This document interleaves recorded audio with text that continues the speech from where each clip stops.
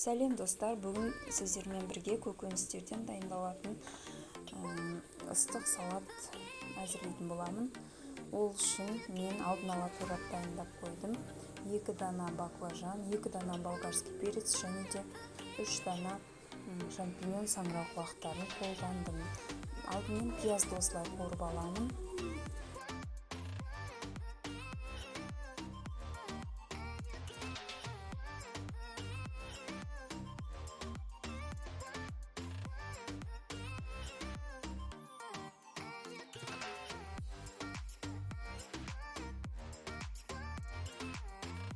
Қуырып алған пиязға осылай көкөністерді қосып бірге жақсылап қуырып аламын.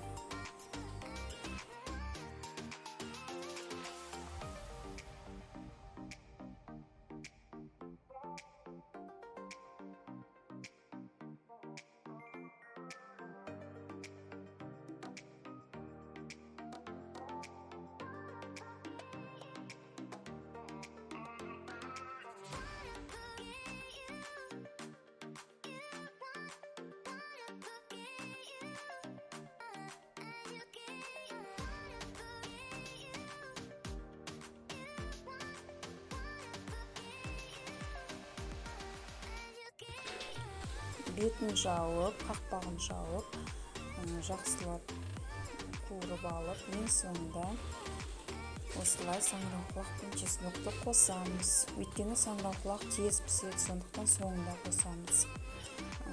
5-7 минут аралығында пісіп қалады. Саңырауқұлақ қоңырқай түске боялған кезде пісті деген сөз. Және де тұз бен қара бұрыш қосуды ұмытпаңыздар.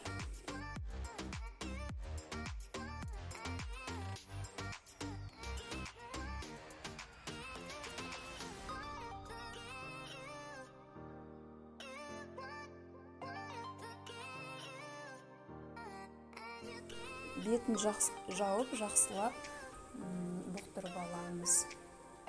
Тез дайын болатын осындай салатты әзірлеп көріңіздер. Тез дайындалады және де өте пайдалы. Ыстық күйінде де, суық күйінде де жеуге өте ыңғайлы.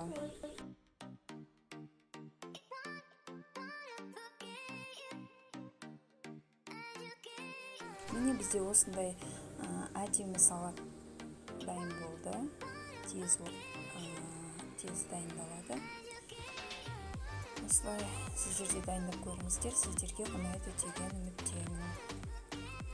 Дайындап көрген болсаңыздар, комментарий жазуды ұмытпаңыздар және де лайк басып қойыңыздар. Рахмет.